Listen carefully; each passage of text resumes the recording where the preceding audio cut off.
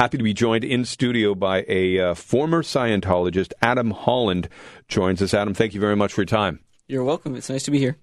So you were born into Scientology, correct? Yeah, I was born to a Scientologist father and mother. I wasn't necessarily inside a building belonging to Scientology, so I was out there in the public, living in regular house, going to school. And what's that like mingling in, I don't want to call it regular society, but growing up with a religion or a faith or a belief that other people might marginalize?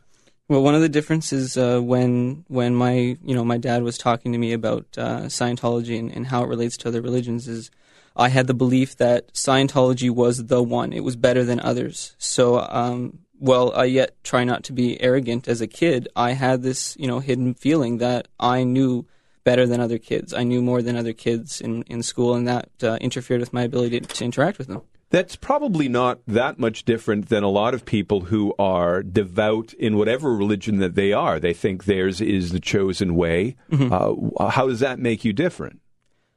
Well, I guess compared to kids my age, it gets pretty extreme at even a young age. And that comes from the way they run their corporations throughout the world and the way they teach their followers.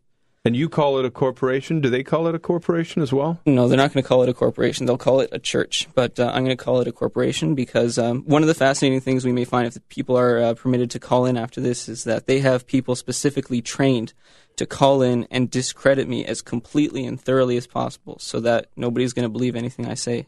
So I call it a corporation because one of their tactics is to claim that anybody against it is an anti-religious person or a person against religion. And I don't have that. That's not my status. My statement is I'm just raising awareness about a corporation that I don't agree with the way they operate.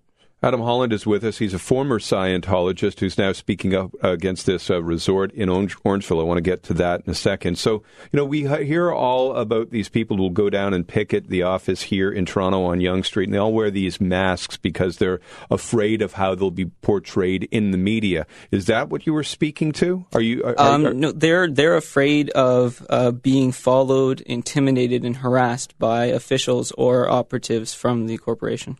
Now, has that happened with you? Not yet. So far, I'm very lucky, and really, I have to thank the people who come before me. There's some very, very dedicated people with wonderful hearts, and what they are trying to do is let people know and raise awareness about what happened to them and the things that they have had to endure in order to get that message out has sort of lessened the threat because now the corporation has got to deal with so many different people that it's hard to just target one person and shudder them into silence. Yeah. Now, what did you have to deal with? We talked about the younger years for you growing up as a Scientologist, but what kind of things did you have to deal with within your family? There wasn't actually too much. My family had a divorce, which is, it's nothing particularly different than other families. So I live mainly with my dad. And other than just growing up and going to school and doing things that a kid normally does, there was a lot of, we would talk about things in a Scientology context. So it was relatively normal up until the point that I was actually recruited to join the elite management and live there. And how old are you when that happens? I was 19 when that happened. Now, is that something that happens to every Scientologist kid? No. Some people, and the majority of people who are Scientologists, will continue on in a normal life, and they'll go to work and they'll have their own house. They may come in on the evenings or the weekends to, in the case of Scientologists in Toronto, they may come in on the evenings and the weekends to take courses at the 696 Yonge Street, the Church of Scientology building. So when you're recruited at 19, what happens? This is what they like to compare to something as honorable as joining the Canadian Forces in support of the country. This is you go in there, you live there, you eat there, you sleep there. They have different types of uniforms that mirror the Navy military style uniform, and there's ceremonial dress, and there's a typical business dress, and orders are given, and it functions very much in that fashion. Are you allowed to leave?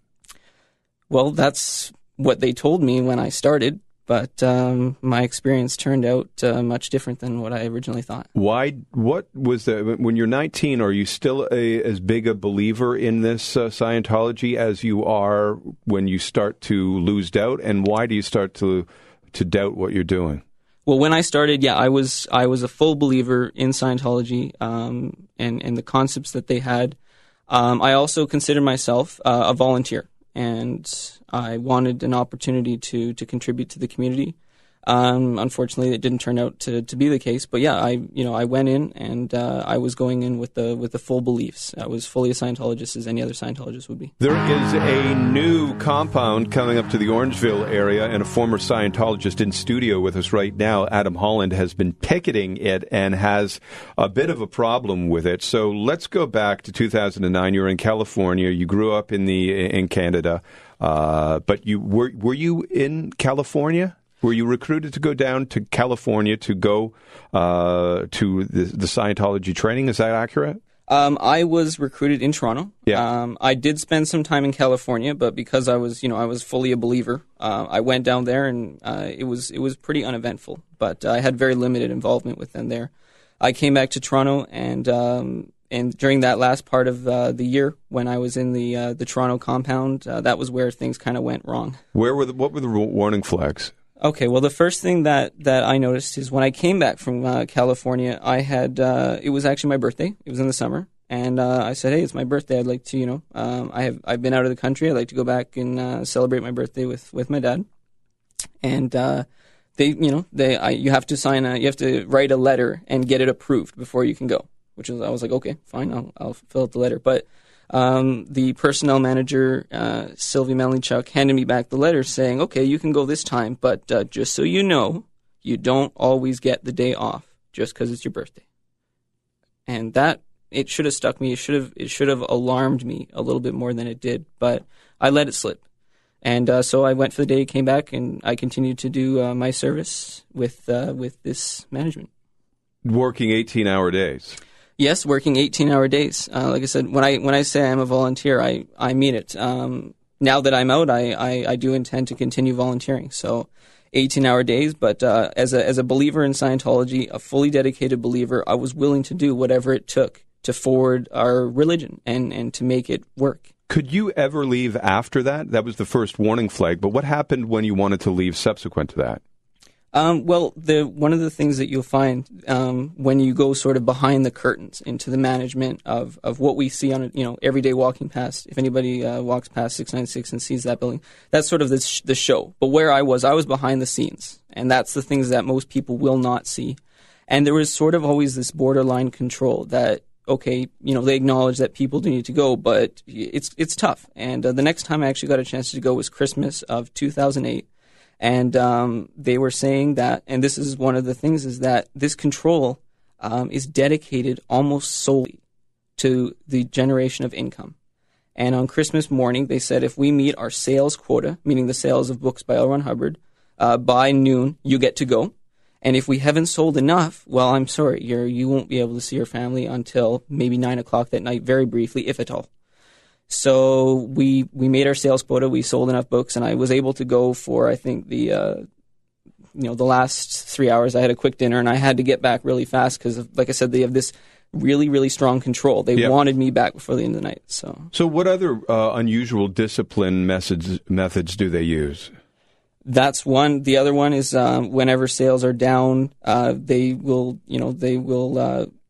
at the end of the night, which for us is midnight, they will get us to do as dirty cleaning as possible, cleaning toilets, cleaning bathrooms, cleaning the grunge under the kitchen, the sinks and stuff. So it's pretty tough. So you're raised to think one thing about Scientology, and you're okay with that, and then you become almost this person who's working with slave labor conditions to try to make money for the corporation.